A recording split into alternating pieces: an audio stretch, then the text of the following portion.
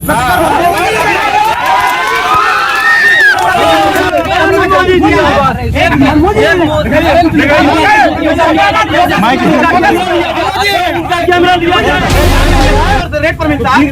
आपके पास तो मैंने कभी कांग्रेस का सपोर्ट किया क्या? मैंने उसका, अगर उन्होंने गलती किया तो उनको सत्ता से उखाड़ फेंका, इनको भी उखाड़ फेंकेंगे। आज मोदी जी का नारा है 400 पार।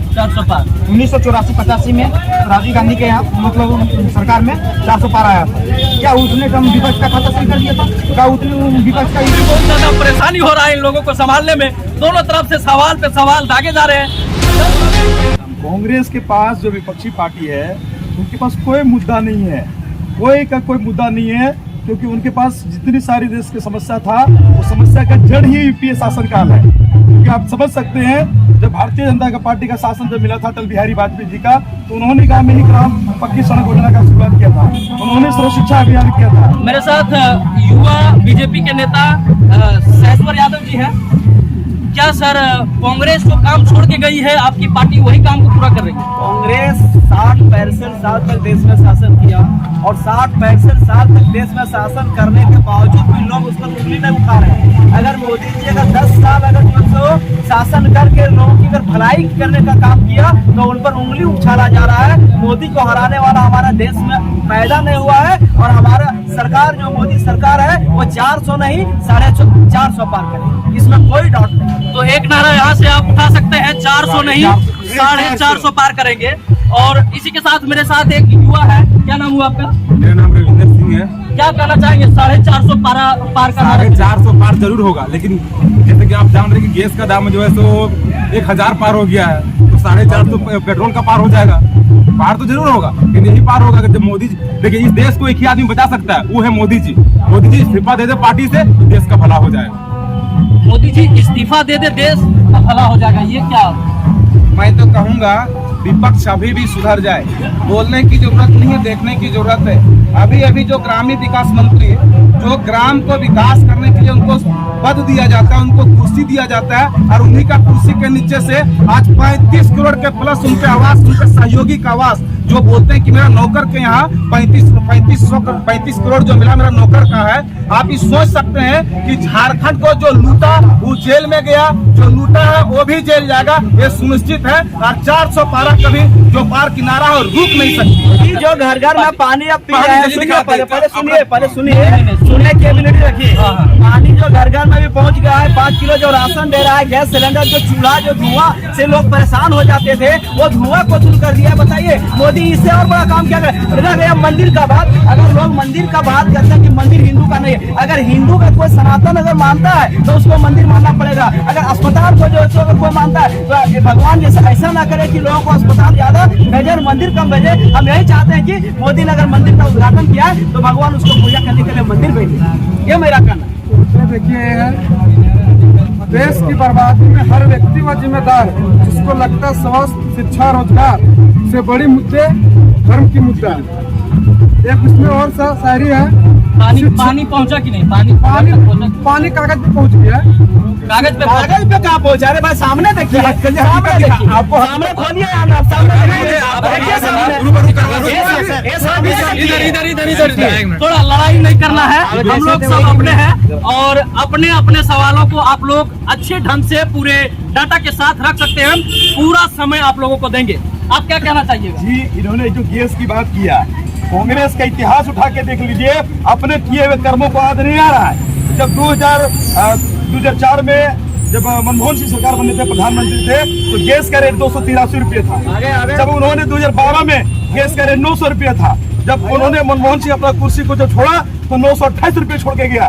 तो बताइए 283 से लेकर 928 का सफर माननीय यूपीए शासनकाल का 10 साल का है, जबकि भाजपा के शासनकाल में उस कार्यक्रम में बिना सब्सिडी का 288 से 900 पार सिलेंडर का दाम। सबसे पहले सिलेंडर और जो भी महंगाई उसको दूर रखते हुए मैं एक युवा हूँ और एक छात्र, और छात्र के हित में मोदी जी कुछ नहीं बोलते हैं। सबसे पहली बात क्या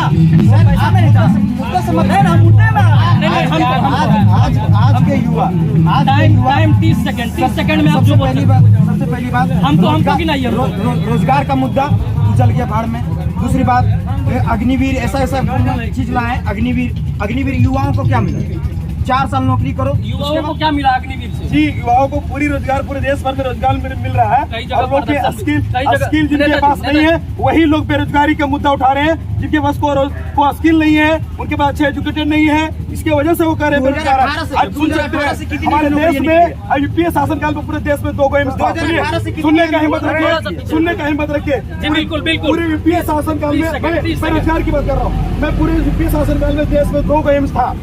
जबकि अटल बिहारी वाजपेयी जी 13 महीना 13 दिन और 5 साल की शासनकाल की व्यवस्था मिला, उन्होंने देश में 5 एम्स बनाने का काम किया। कई जगह ये अग्निवीर योजना आने के बाद कई जगह जो है बहुत अच्छे तरीके से, मैंने आप कह सकते हैं प्रबल तरीके से विरोध हुआ। और ये जो अग्निवीर योजना है, कहीं ना कहीं युवाओं ने इसको एक तरह से नकारने का प्रयास किया। देखिए, अग्निवीर योजना जो मोदी जी लाए हैं उसमें विपक्ष का ही कहना है कि नकार रहा है। बाकी बात, बहुत सारे लोग उसमें इंटरेस्ट लेकर के और बहुत सारे लोग उसमें भी इन्वॉल्व हैं। और अग्निवीर का देखिए अग्निवीर मतलब हो गया कि अगर देखिए आने वाला समय में अगर फिर किसी तरह भारत पर जो भी फोर्स के माध्यम से होता है, जो फिर उसका आरक्षण लेकर के उसमें और सब्सिडी दोबारा दे करके उन्हें और उसमें जो है सो लेने का काम करता है। अग्निवीर कितना कारगर है?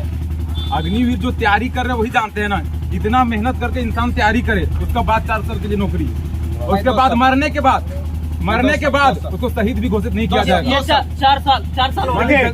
अग्निवीर जो है वह देश में एक बेरोजगारी को भी दूर होगा, जिससे अगर मान लिया 40 लोग की बहाली थी तब 400 हो रही है। उसके बाद उस नए जो लड़का नौजवान आते हैं वो देश सेवा करने का अवसर भी मिलता है और उन्हें जब 4 साल के बाद 12 लाख रुपए उनको रिटायरमेंट के रूप में मिलता है, जिससे रोजगार कर सकते हैं।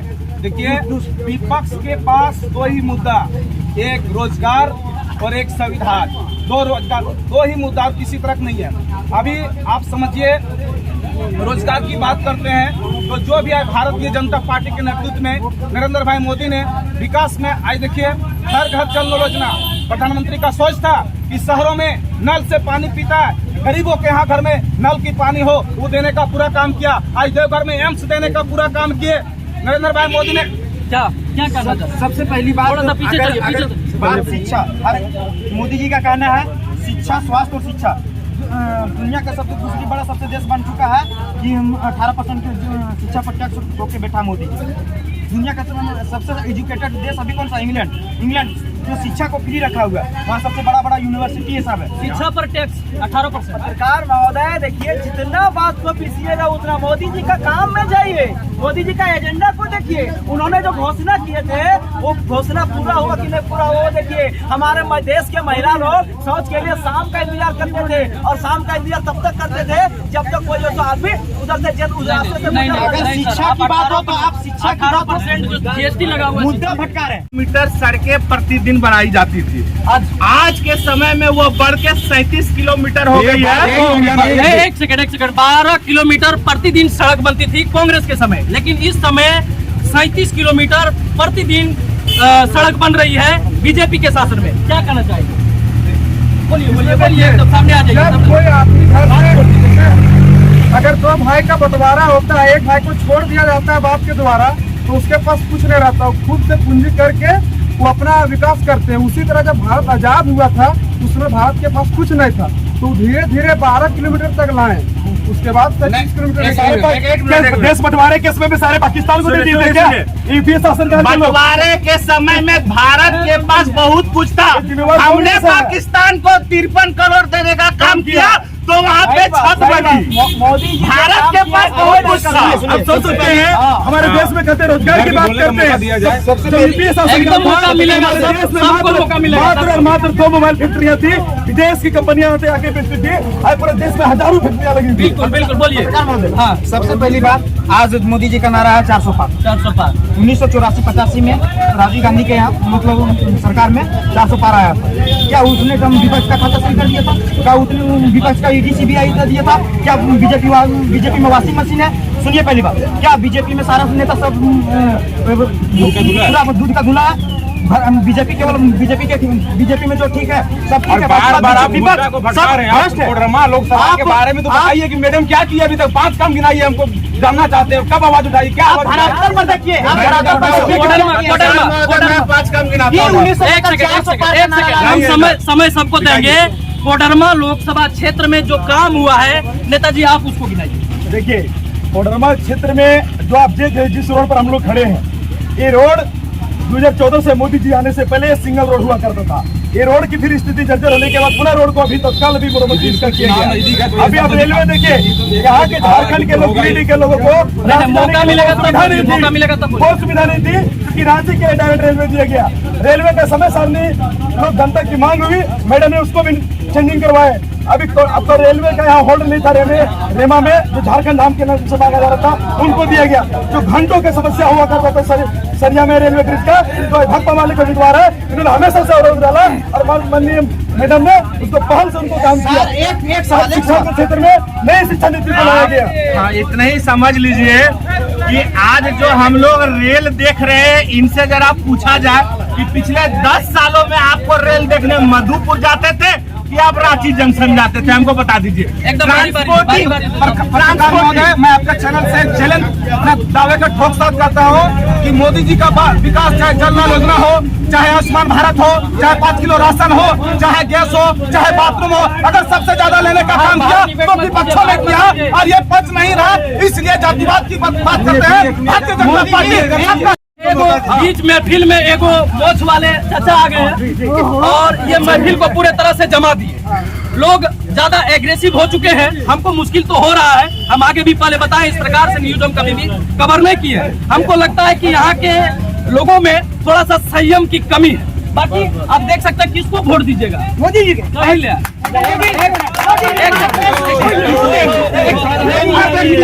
आप लोग मत बात कीजिए, हम सवाल पूछ रहे हैं, क्यों वोट दीजिएगा मोदी जी? चावल दिया है, कपड़ा दिया है, सब चीज फ्री देता है। ठीक है आप जाइए। यहाँ के जो बुजुर्ग व्यक्ति है उनका कहना है कि हमको सब मिल रहा है, चावल, राशन, सब कुछ मिल रहा है, गैस। तो सर आपको ये पता भी होना चाहिए कि कांग्रेस का ही देन है चावल, ये चीज आपको पता होना चाहिए। कांग्रेस का ही देन है। डिलीवरी नहीं ले पाता था, लोग को मिलता नहीं था, ऊपर से कम मिलता। राजीव गांधी का स्टेटमेंट है कि मैं 1 रुपया देता हूँ तो गरीबों को 20 पैसा पहुँचता था। अब मोदी जी का 100% पहुँचता है। आजादी के बाद अगर देश के जितना भी जनता है उस काबिल ना बना पाना, जो अपने काबिल पर 5 किलो आप MSP का रेट पर मिलता है, हमारे यहाँ के पास कम कर तो मैंने कभी कांग्रेस को सपोर्ट किया क्या? मैंने उसका, अगर उन्होंने गलती किया तो उनको सत्ता से उखाड़ फेंका, इनको भी उखाड़ फेंकेंगे। MSP सुनिए MSP अगर उन्होंने ऐसा नहीं किया तो उनको उखाड़ फेंकेंगे। बार मोदी सरकार की गलतियों को 10 साल अगर पूरा हुआ है इनका कार्यकाल में और इनका टेनर पर उंगली उठा रहे हैं, 65 साल के इतिहास को पलट कर देखिए कि आखिर में कांग्रेस ने हमारे देश के लिए क्या किया है। आज कहते हैं मोदी ने हमारे देश को बेच दिया है, प्लेन बेच दिया, ये बेच दिया, वो बेच दिया। इतिहास को भी पढ़ने का काम किया। अंजाम है मोदी जी सब चीज बेचते रहते। मैं द्वेष दुनिया नहीं देखता हूँ, मैं ये देखता हूँ मेरे पीर भाई एक्सीडेंट में मारा गया, उस समय विपक्षी कहाँ थी? जो भी हुआ 2 रुपया 8 आना कर्म के लिए दिया ने, कौन दिया? वो बीजेपी ने दिया, मोदी ने दिया, केदारनाथ ने दिया। उस समय विपक्षी कहाँ थे? विकास पर क्या विकास? ये सहयोग राशि विकास सहयोग राशि आपके नेता हम अपना देखेंगे। मेरा भाई का जो जान बचाने के लिए भाऊ का है उसको हम देखेंगे। गिनाइए महाराज, आप गैस दिए, चावल दे रहे हैं, पैसा दिए, अरे विपक्ष हमको तो नजरे नहीं आता है, कहे कि हमारा विपक्ष कहीं नजर में नहीं है।